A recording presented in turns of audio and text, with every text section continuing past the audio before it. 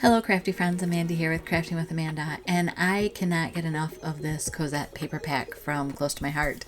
It just came out this month. It's only available through June or while supplies last, and I have these photos that we took that were actually from the realtor when they advertise a house for sale.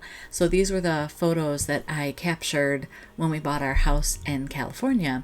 So I'm just pulling out the colors in the Cosette papers, and it's kind of funny. It's a 1956 house, and there's several in the neighborhood that were made by the same builder. They're just arranged differently. So it's kind of interesting when you see another one go for sale, kind of what if it's been remodeled or that. But this was set up. There's a Jack and Jill bathroom between kind of the office and the master bedroom. And then there's two other bedrooms, that are smaller, like for kids. So I just wanted to capture where the house was when we purchased it, and then I will do an after, but right now these are kind of the before, and I was trying to decide, because these bathroom photos have the same features, if I was gonna just put them together, and I end up playing with this quite a bit. So this is my process. I knew I was going to use the page inserts with the photos, and so I went ahead and cut some photo mats out of mulberry, and then I'm just embossing it here with my big embossing folder. And then that green mat that you see, I'll actually put a link for it down below. I bought it from Amazon. It's just a self-healing mat. I cut it in half to work for my size embossing folder, but it works beautifully for die cutting. So if you want to have a mat that helps with your dies get better cuts, check it out. And then I also want to remind you that this Saturday, April 22nd, the Makers with Heart have a virtual crop going. There's going to be 7 free classes starting at 9 a.m. And then at 4 o'clock in the afternoon, this is all Eastern Standard Time or Eastern Daylight Time, we're going to open a Zoom room or a Zoom classroom, and everybody can come in and kind of crop together and either finish up your class projects, or if you're doing your own thing, do that. So you can see here I'm still fussing with the layout of how I want these photos, and then I decided the back side of the Cosette paper had kind of all that ephemera, so I took some time and cut a bunch of it apart off camera. I cut the 4 bed and 2 baths sign at the same time, and it's funny, it's really big, but I wanted it to look like a realtor sign in a sense, or have that salesy thing, because out here, or in California I should say, 4 bedroom homes were very scarce. There was a lot of 3 bedrooms and 1 bedroom bungalows, but a 4 bedroom home was kind of the unicorn out there, so that was the big drawing feature for us.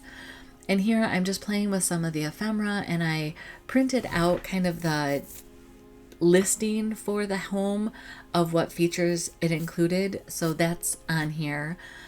There's not really a lot as far as story-wise that I need to share, because we purchased the house, we hired a contractor to come in and demo it and rebuild some things. We took out the Jack and Jill bathroom to make it into a master bath off of the owner's suite, and then the hall bathroom we were going to remodel, but we never got to that. But there was just a whole bunch of things that happened. So it got demoed, COVID hit, they didn't get it fully demoed, they didn't even get it fully rebuilt, and we needed to move into the home because the lease was up on our rental house. So it was crazy times. But as you can see here, instead of going with the full sheet of the busy pattern from the Cosette on the background with the mulberry over top of it, I grabbed a mist piece of cardstock, and then I cut the edge off of one of the other papers, zip strips, and cut it in half, and I'm putting that on both sides of that ephemera paper. So then I've inked all the edges, and I just want to share that because it really does change the look of a scrapbook page, whether it has ink edges or distressed edges or clean edges. And so this is one that the photos do not have any distressing or ink on them for their mats, but everything else does. And here you can see, again, I'm not sure of the placement. I think this is it. I like how this looks. Again, like I said, that 4-bed and 2-bath sign is huge. And so I tried to minimize it with some of my ephemera pieces. I went and grabbed some enamel dots out of my stash to just kind of tie in those pieces. And as I'm looking at it here, I'm realizing it's out of balance. There is that papaya color in the background paper for Cosette, but there's not papaya anywhere else. So that sign just really stands out too much. It pops too much, as they say. So I'm going to take this card out of the one side that has the description on it and add some papaya over there, because this is how I figure in a album you'll be looking at the page insert, because you'll open it and this will be on the inside. So I'm trying to tie that in to give balance with the actual page myself. Anything that you see, any tools or supplies, should be listed in the description. I will also have the virtual crop for Makers with Heart information listed down there, as well as if you want to connect with me on social media or that, you can do that as well. And again, okay, so I have one piece of that papaya.